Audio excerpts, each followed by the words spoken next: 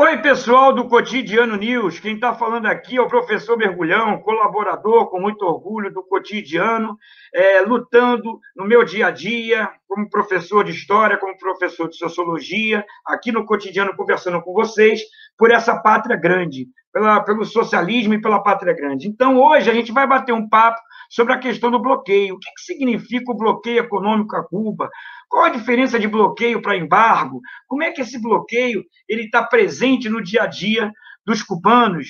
Né? Por que foi novamente rejeitado, né, o bloqueio em recente Assembleia das Nações Unidas? Tudo isso a gente vai bater um papo rapidinho, em 8, 10 minutos.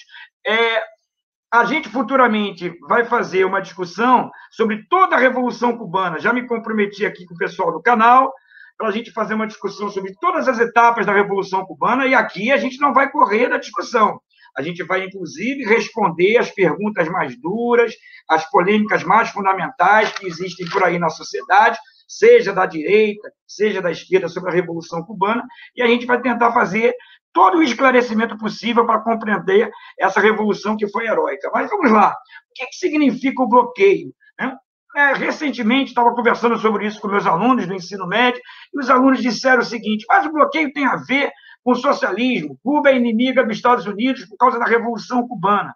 Aí eu disse, peraí, devagar, vamos devagar um pouco, né? Porque, na verdade, essa relação Cuba-Estados Unidos ela é tensa há algum tempo.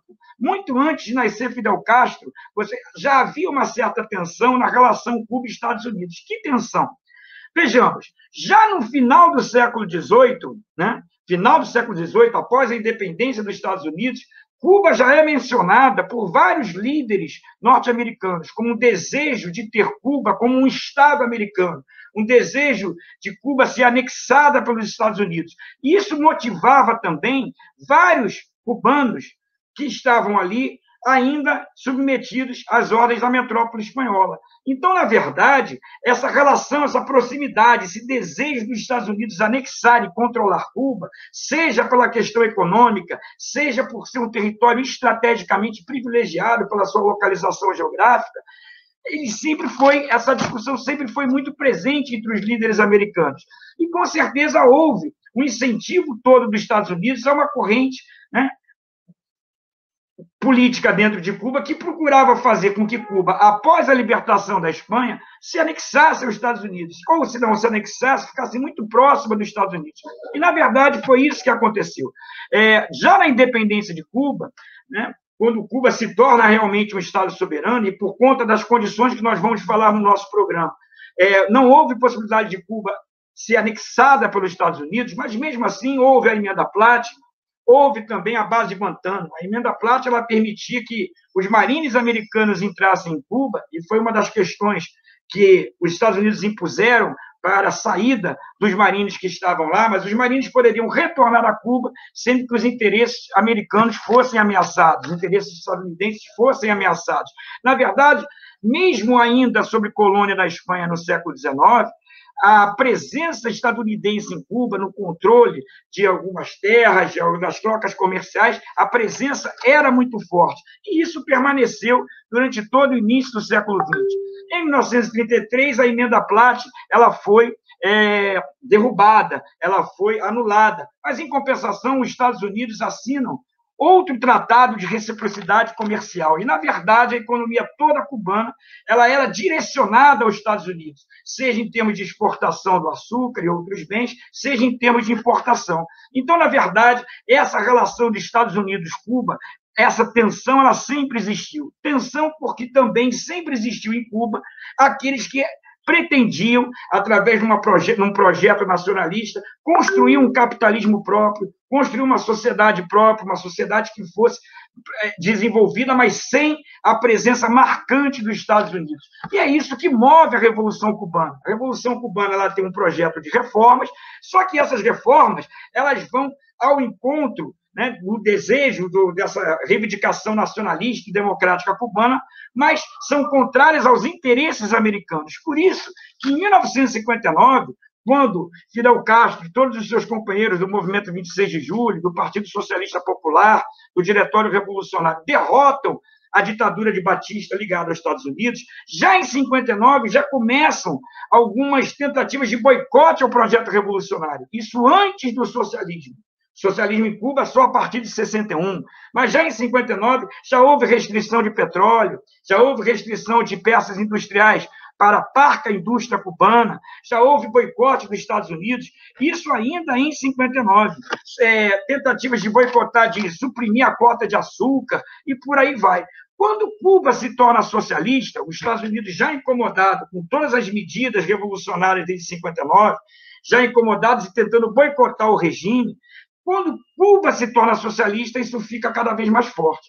E ficando cada vez mais forte, os Estados Unidos decretam o bloqueio. Esse bloqueio ele se arrastou desde 1962, feito pelo democrata John Kennedy, né? E, na verdade, a gente sabe que democrata e republicano, no que se refere à política externa, não tem muita diferença, principalmente para Cuba, né?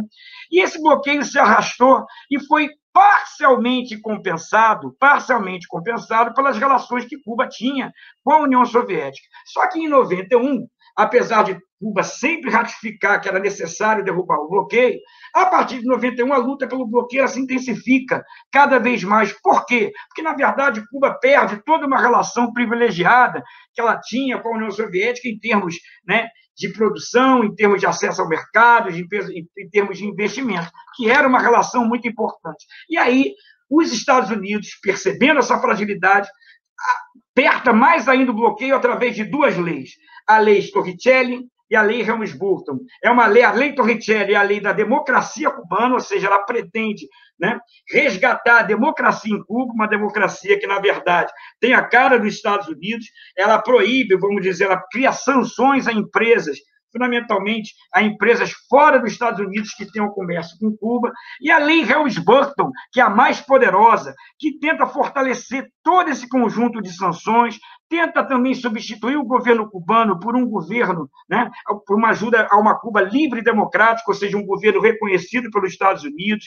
Ela pretende também julgar os investidores estrangeiros em Cuba, ela pretende boicotar e multar empresas que estejam estrangeiras, que estejam montadas em territórios que seriam antes terras americanas, ou seja, terras sob controle de empresas americanas em Cuba. Ou seja, a lei Helms-Burton e a lei Torricelli, elas avançam mais ainda na questão do bloqueio cubano. E aí o bloqueio cubano, por que bloqueio e não o chamado embargo? Ora, quando a gente fala embargo, a gente fala como se uma pessoa, né, ou uma empresa estivesse não cumprindo com as suas funções, aí a obra ou a empresa ela sofre embargos.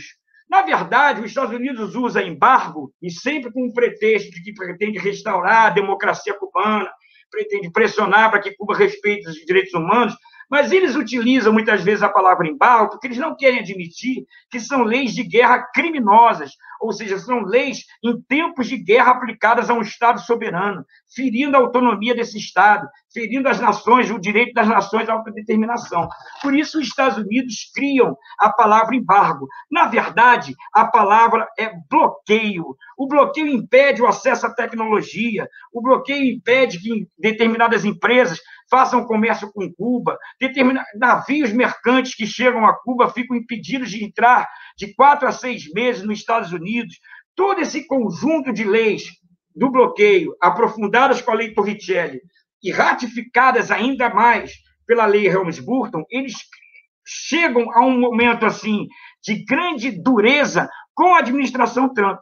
O Trump endurece ainda mais a lei Helms-Burton, aplica isso e faz com que ela, em plena pandemia, ela cause grandes prejuízos ao povo cubano. E como que o povo cubano sente isso? Ora, a saúde cubana, vejam, é uma saúde que tem a aplicação das vacinas, mas hoje falta seringas para Cuba, porque muitos insumos necessários à saúde, muitos insumos necessários à produção agrícola, à produção industrial, à engenharia cubana, software, etc., tudo isso é dificultado porque empresas estrangeiras não querem fazer o comércio com Cuba porque são multadas pelos Estados Unidos. Há uma empresa alemã agora que deixou de enviar uma série de produtos para a saúde cubana por causa disso, né? Por causa justamente da pressão americana, pela pressão do Trump, e isso causa problemas sérios no dia a dia de Cuba. É por isso que a gente tem que chamar, de forma bem clara, bloqueio e não embargo, né? São bilhões e bilhões desde o início da Revolução. Desde o início da Revolução, e principalmente a partir de 62, em que o bloqueio é mais intenso, e fundamentalmente nos anos 90, que Cuba vem sofrendo com isso.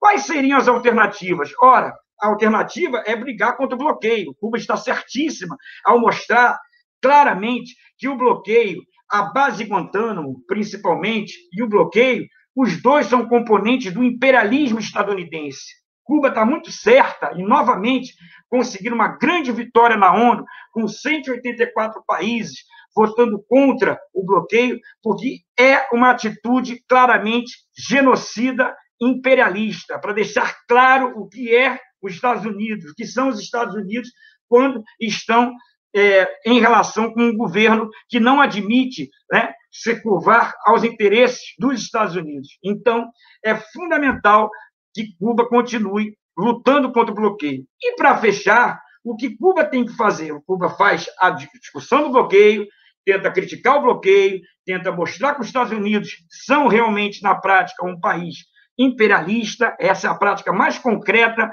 para que todos percebam que os Estados Unidos é um país imperialista, mas, ao mesmo tempo, Cuba tem que buscar alternativas. E Cuba vem buscando alternativas. Cuba vem buscando reformar a sua economia, projetar uma nova situação, um novo modelo socialista, que é justamente para tentar responder a esse aperto, né, criado pelo bloqueio econômico. Isso nós vamos analisar na próxima vez. Nós vamos analisar como que o bloqueio econômico ele acaba incidindo de forma tão forte em Cuba, de forma tão forte na sua economia, prejudicando tanto o dia a dia cubano, e tentar relacionar isso com um projeto que existe hoje, desde os lineamentos, que é um projeto de uma construção de um novo socialismo cubano. Por isso, pessoal, a gente termina por aqui. E eu faço questão de agradecer a vocês. Nós vamos fazer muitos papos ainda sobre a Revolução Cubana e a América Latina. Peço também que vocês se inscrevam aqui no Cotidiano, coloquem as suas dúvidas, coloquem as suas questões, para que a gente possa fazer um novo debate sobre Cuba, a pátria grande e a construção do socialismo no nosso continente. Um grande abraço.